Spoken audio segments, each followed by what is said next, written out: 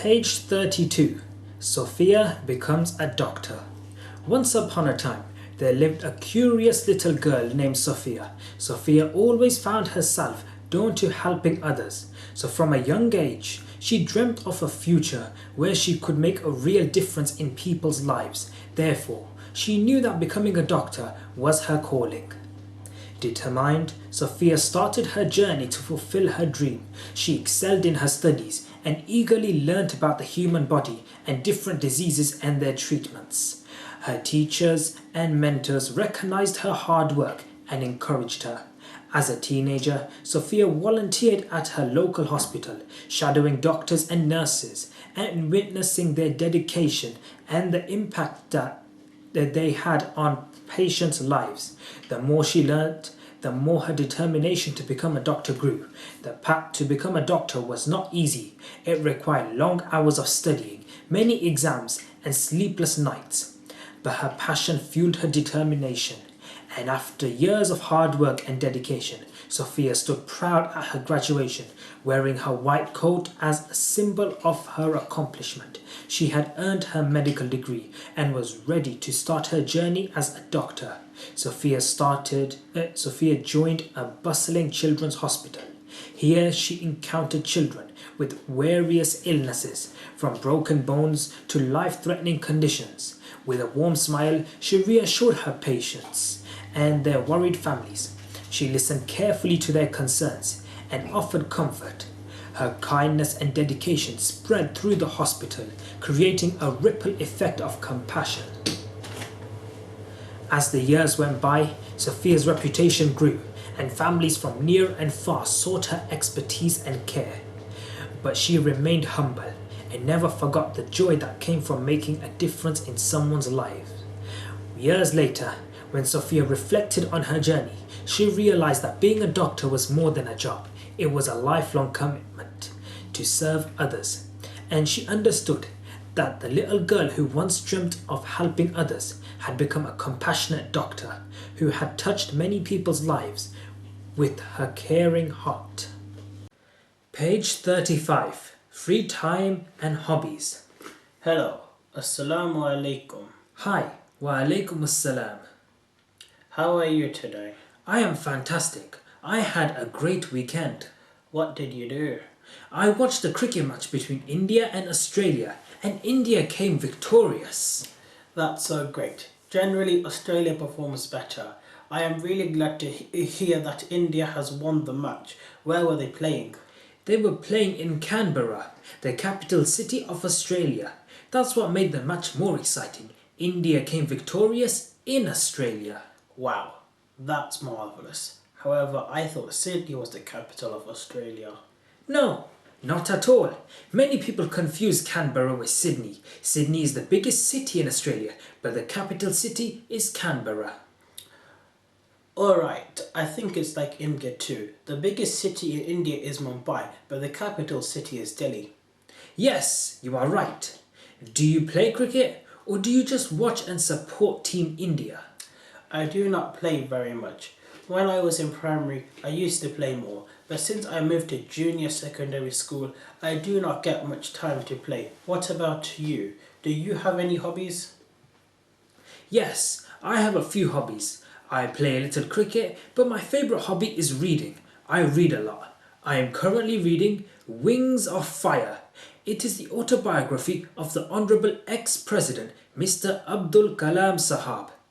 In it, he discusses in detail how the Americans learned and benefited from the expertise of the missile system from Sultan Tipu Shahid's missile system. Wow, that's awesome. In some aspects, Americans are really great. They keep learning from all across the world. In fact, the USA is called the land of immigrants. Do you want to go to the USA? Well, who knows? But I am sure that I do need to study hard and read a lot of books. I should make my reading my hobby. That's right. Best of luck. Thanks. Page 37. Rajbir's many hobbies. Once upon a time there lived a young boy named Rajbir. He was known for his array of exciting hobbies. From an early age, he had discovered his passion for exploring the world and engaging in various activities. In school, Rajbir's favourite subjects were art and science. He enjoyed conducting experiments and learning the mysteries of the natural world, but his interests extended far beyond the confines of the classroom.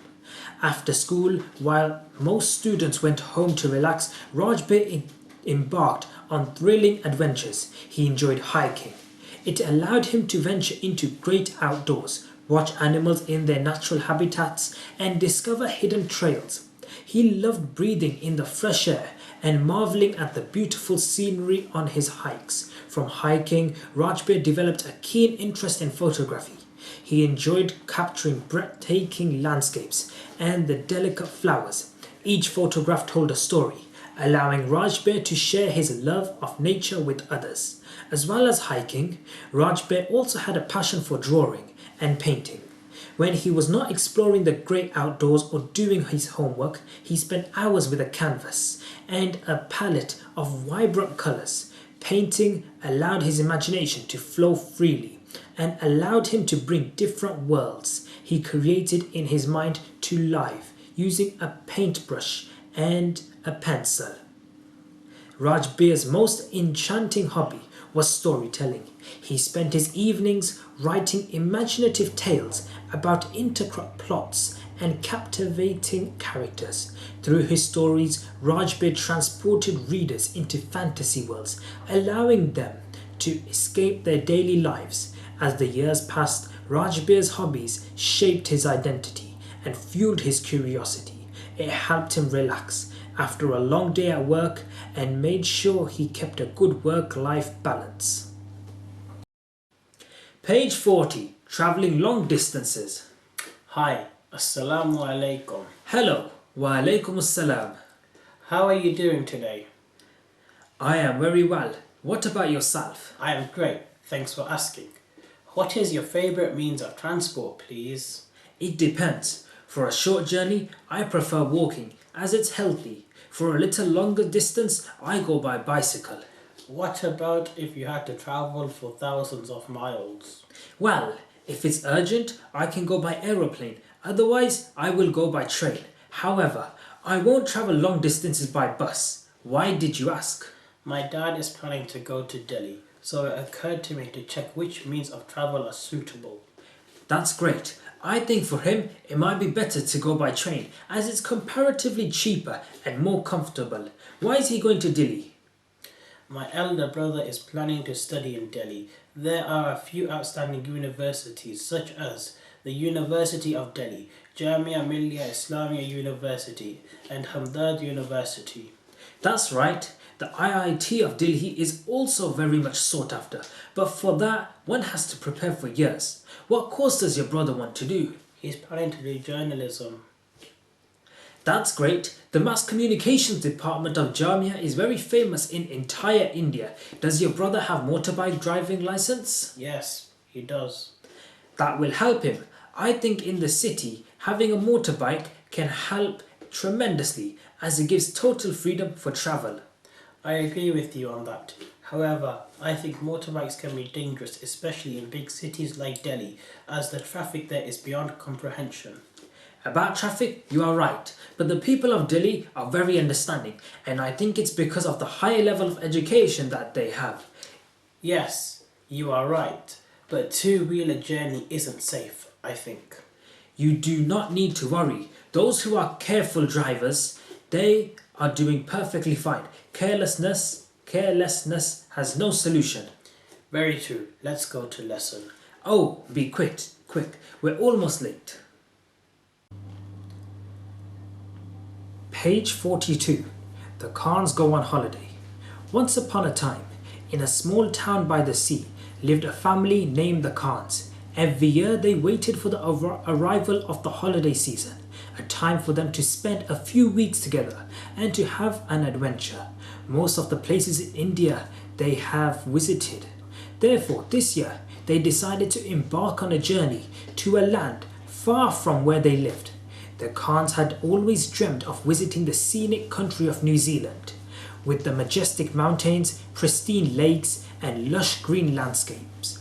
It seemed like a place straight out of a storybook. It was a destination that required a long journey, but the family's excitement outweighed the difficulty of the long journey. After months of planning, the day finally arrived. The Khans packed their bags, boarded their plane, and began their journey on the plane. The time passed as they shared stories, played games, and watched movies together. Soon they had arrived in New Zealand. As the plane descended, the breathtaking view greeted them. Snow-topped mountains and rolling hills stretched as far as the eyes could see. The Khans knew that their holiday has begun. Over the next few weeks, the family explored the wonders of New Zealand. They hiked in the national parks and stood in awe of the waterfalls. They tried thrilling adventures such as bungee jumping and white water rafting. But it wasn't just the natural beauty that captured their hearts. The Khans immersed themselves into the local culture. They shared meals with the friendly locals, tasting their delicious cultural food and flavors of the region. As their holiday drew to a close, the Khans gathered to reflect on their journey. They realized that traveling a long distance wasn't just about the destination, it was about the journey, the moments shared and the memories made. The family returned home with a new sense of wonder. They knew that the memories created during their holiday would be treasured for a lifetime. And as they settled back into their routines, the Khans held on to the lessons learned from their holiday. The world was large and full of wonders, and that journey was as valuable as the destination. Page 47. In your house. Houses come in all different shapes and sizes. Some are really big, for example mansions, and others are smaller. People live in houses based on their needs. If you have a big family, you will need more space for all your different family members. But if it is just you, your parents, and a brother or sister, you won't need that much space. Most houses have a living room. This is a big room with soft cushioned sofas for sitting. During the day, you spend a lot of time in this room, reading, talking, watching TV or playing.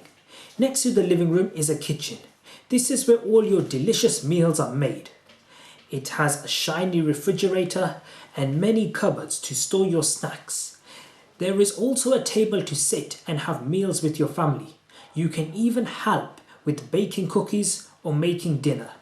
There will also be a bathroom in this room. There will be a toilet, a bath or a shower.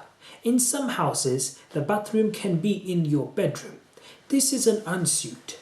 But in most houses, there is one or two bathrooms, either upstairs or downstairs, and everyone in the house family shares it.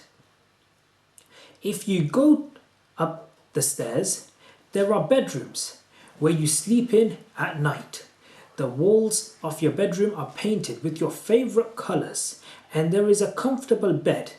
There will be a wardrobe to put your clothes in, and on the wall there are shelves with your toys and books full of amazing stories for you to explore.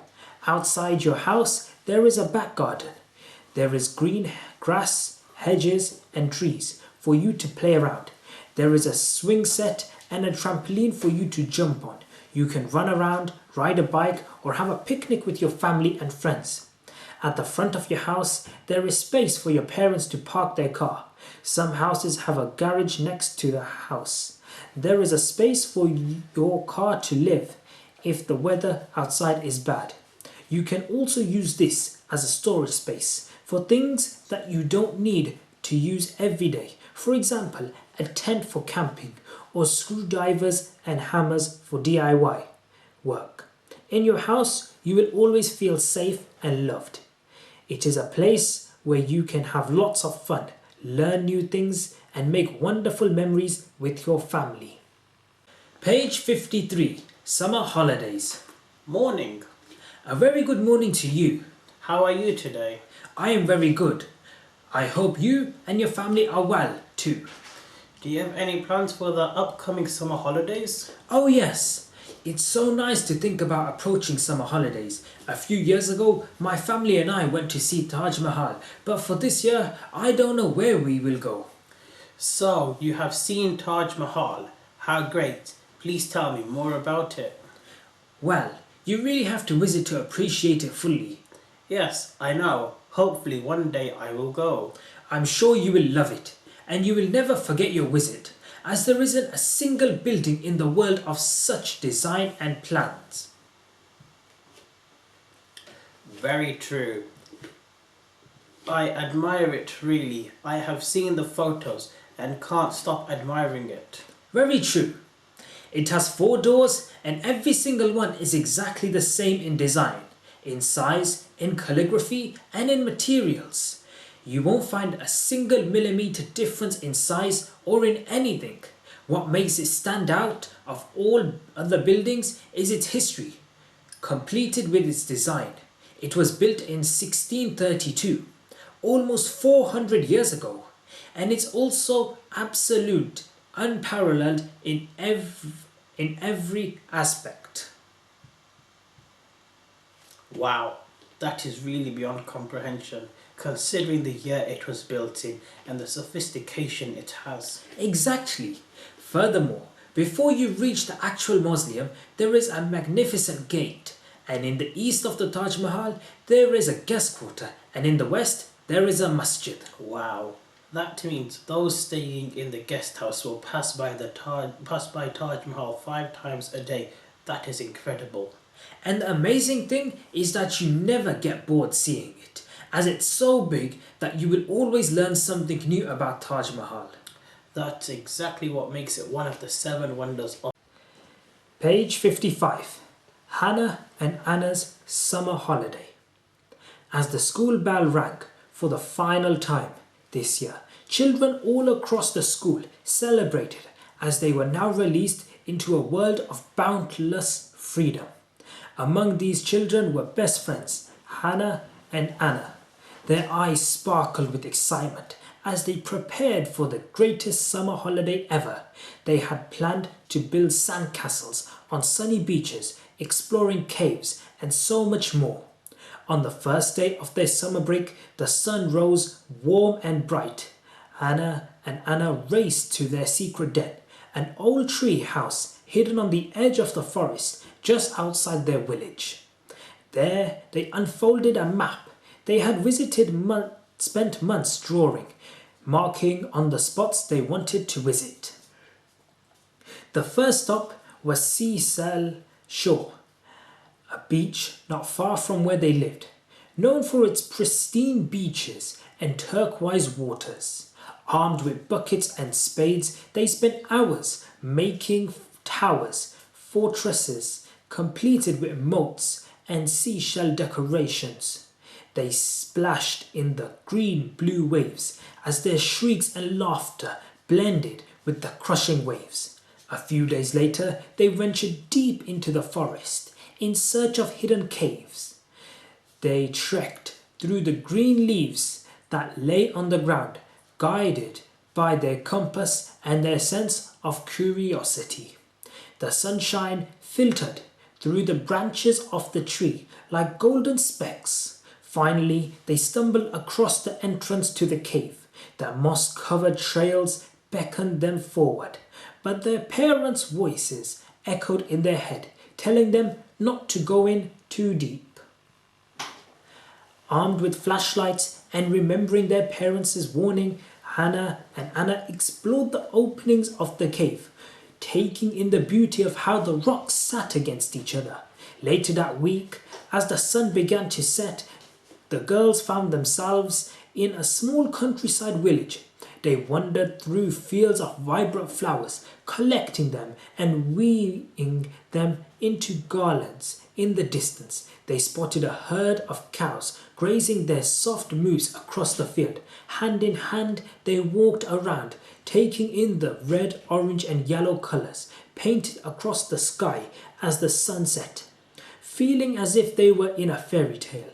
Days turned into weeks, and each one brought new adventures and treasured memories. Hannah and Anna rode their bicycles around winding paths They climbed trees as their imaginations soared to new heights. They enjoyed picnics in the sun-drenched meadows as their laughter blends with the songs of chirping birds. As their summer neared to the end, Hannah and Anna returned to their treehouse one last time. They looked down at their map that was now filled with sketches, notes, and smudges of jam and ice cream drips. This summer had been everything they had hoped for, and so much more. An immense amount of joy and discovery, and the unbreakable bond of friendship. As the sun set, Hannah and Anna made a promise. They promised to seek adventure and embrace every moment, no matter the season. And as the sun went down, they knew that the magic of summer would be etched into their hearts forever. Seasons and Weathers, page 58. Ramesh has called Ahmed to find out how he is. They started a conversation about the weather in their area. Hello, Ahmed. A very good morning, Rajesh. How are you today? I am very well. Hope you are well. I am, thank you. It's sunny today and it's only 7 o'clock. I know. By midday it will be scorching hot. It's the summer season. All seasons in our area are extreme. In summer it's very hot. In winter it's really cold. During August it's pouring. However, the spring season is best for travelling. I totally agree with you. How was the weather in Delhi during August when you were there? It was really nice. The sun was shining, it was warm, but not very hot. Sounds great. Was it humid? No, it was actually pretty dry. The air felt nice and crisp. I'm so glad to hear that. I hate it when it's too humid. Yeah, I do too. It makes it hard to do anything. So, do you think it's a good time to visit Delhi in August or does it rain? I think it's okay. Most of the time it was dry and there was no clouds in sight. What about air pollution? Yes, that's a big problem. However, people are trying their best to improve the situation. We all need to be mindful of pollution. Yes, indeed. People must act with great care. Planting trees, walking and using bicycles would be a better idea. Yes, very true. Everyone should consider planting trees. Page 60. The seasons of the year. There are 4 seasons that each bring with them different types of weathers. Spring is the season of renewal. As winter passes, nature awakens from its sleep. The air becomes milder, and once barren trees are filled with bright green leaves, blossom emerges from the branches of the trees and covers it with soft pellets. Vibrantly colored flowers give off sweet scents, and birds return from their long migrations, filling the morning with their cheerful chirp. There is a sense of freshness everywhere as the temperature becomes warmer and animals emerge from their hibernation. Summer brings in warmth and brightly shining sun. Days become louder and green grass covers the fields. The air is filled with the buzzing of insects and the laughter of children as they enjoy their school break. It's a season of energy where nature is at its greatest. Autumn follows and the leaves on the tree transform into vivid display of red, orange and gold. They then slowly fall to the ground. The air becomes more crisp and animals scurry about, gathering food for the approaching winter. Crops are harvested, and as the days grow shorter and the temperature gets colder, autumn reminds us of change. Winter arrives, and in some parts of the world, snow falls from the sky, covering the world in pure white.